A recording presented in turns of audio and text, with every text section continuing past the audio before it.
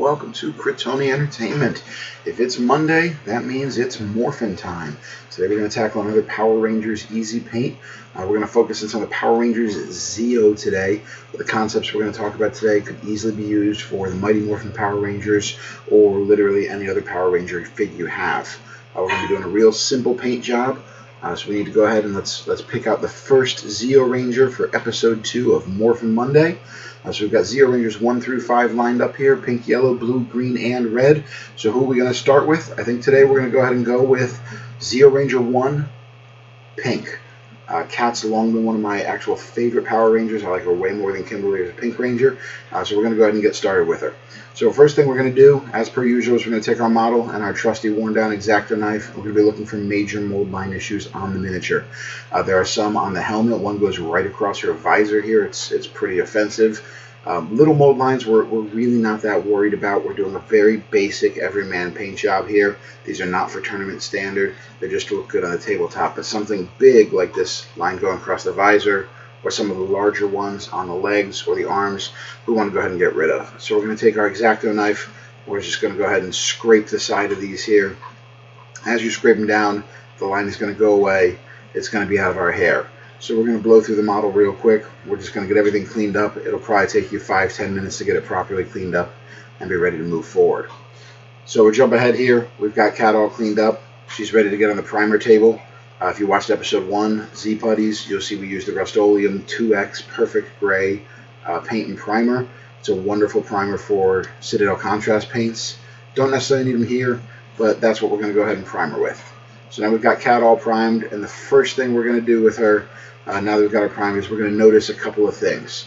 You see the pink still coming through on the miniature. There's some up here with a shield, there's some right under the arm, there's some down the side, there's some at the base.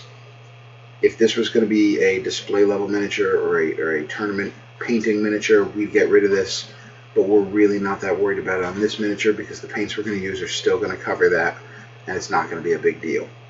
So now we need to go ahead and just get started painting. We're going to start with this Vallejo Game Color Squid Pink. This is a fantastic pink. It's almost like a bubblegum consistency. It's pretty thin right in the dropper bottle, but off to the side, off the camera, I do have a little palette where the way I like to thin paints is I'll put a dab of this paint alone, and then I'll take my brush here, and I'll dip my brush in water, and then dip the brush in the paint to kind of get that wetness. It's not a standard that a lot of people do, but it works for me. So we're just going to go ahead and get this pink all over Kat here. We're just going to we're not worried about cleanliness. We're not worried about being slick here. Her belt's probably going to get messy. Her boots are probably going to get messy. Her gloves are going to get messy. We're not worried about any of that. The primary color on the Pink Ranger is pink, so we want to go ahead and take advantage of that and just go ahead and get pink over everything. And that's just going to take us a few minutes, so we're going to speed through it here. While we're doing that, we're going to mention again, every Monday we come back. We're going to do another Morphin Monday episode every week. This week is episode 2, Zeo Ranger 1 Pink.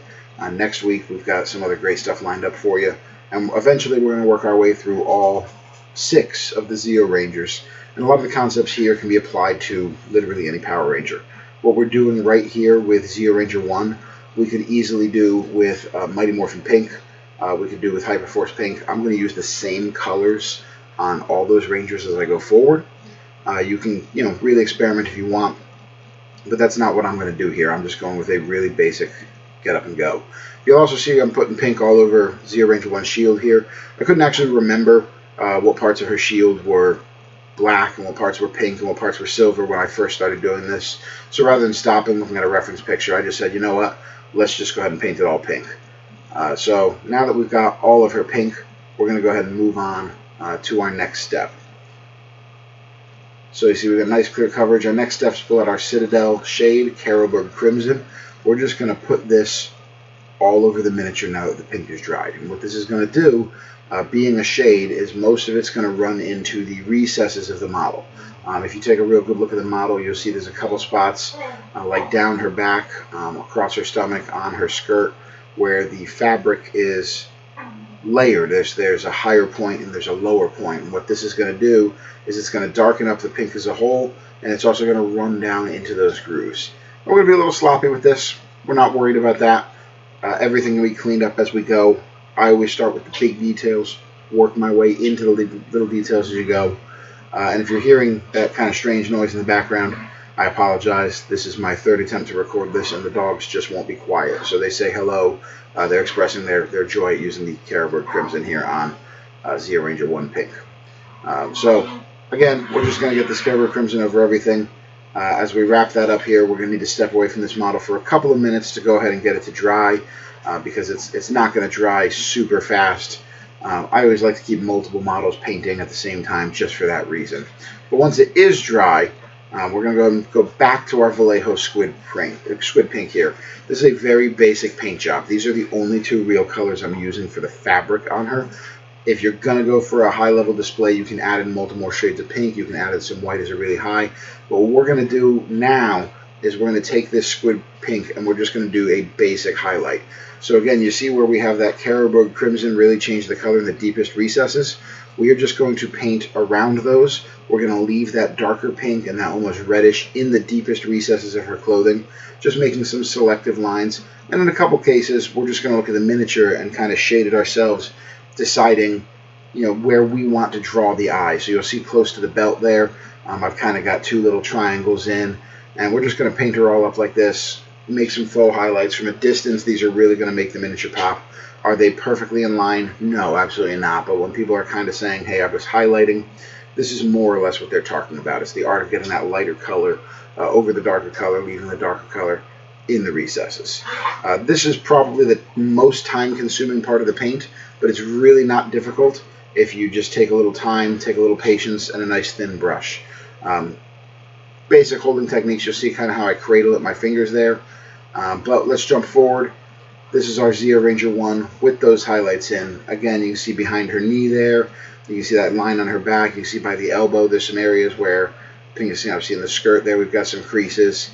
And all of that is going to try to make it look a little more natural from a distance. If up close, you're going to tell you're not looking at a person right now, but it's going to kind of give us some pop as we go forward.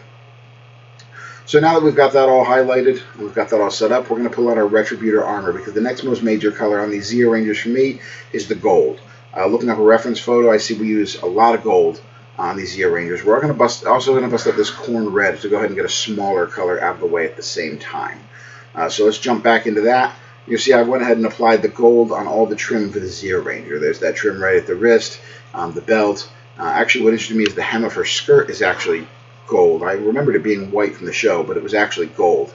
And then we've went ahead and painted the Zeo laser pistol there. Has some of the dark red on it. That's really the only red on this miniature. So now that that's all dried, we've got it all situated. Next thing we're going to have to do is get into some additional shading. We want this gold to really pop, and we want to move into some of the other smaller colors as well. So here we go. We're all dried up. We're ready to rock and roll. We're going to pull out our Citadel Mephiston Red. It's just a shade lighter than that Khorne Red. I'm going to pull out the Reikland Fleshshade as well.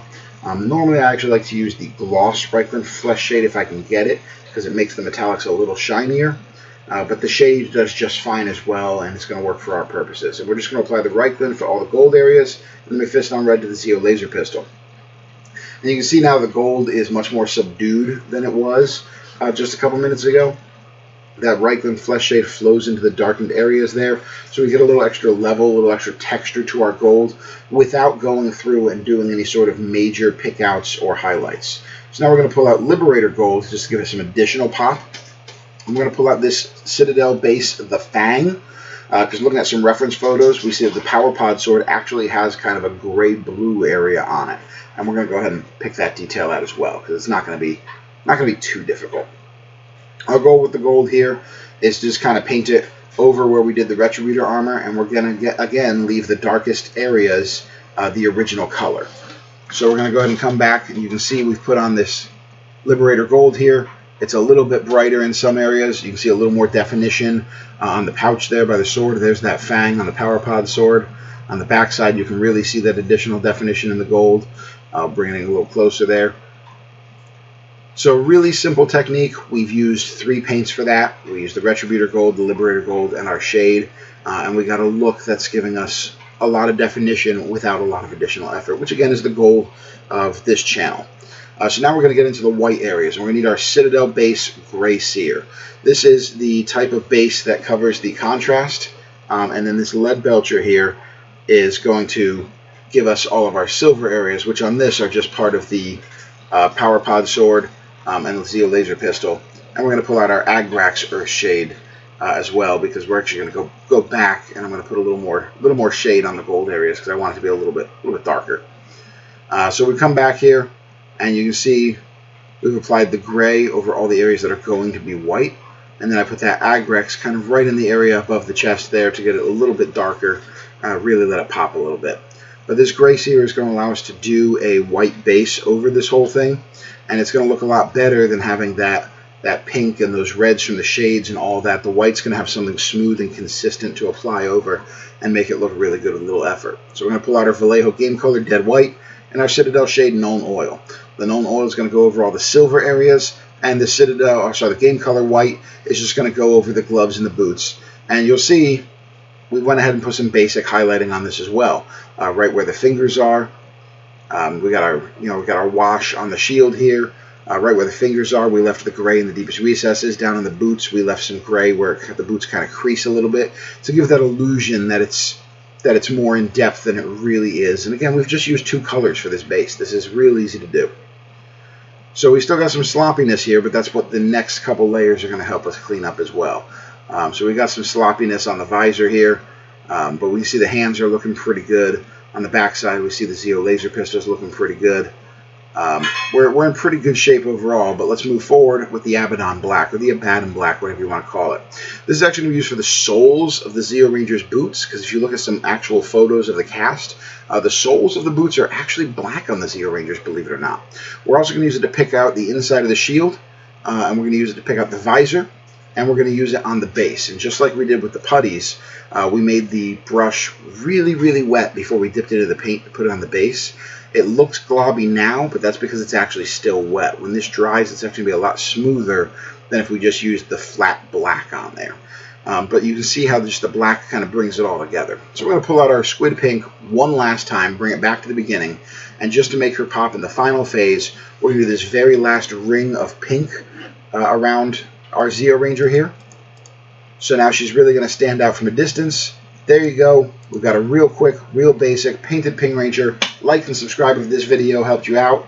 And we'll see you next week on Morphin Monday when we tackle some more Heroes of the Grid Power Rangers figures. Thanks for watching.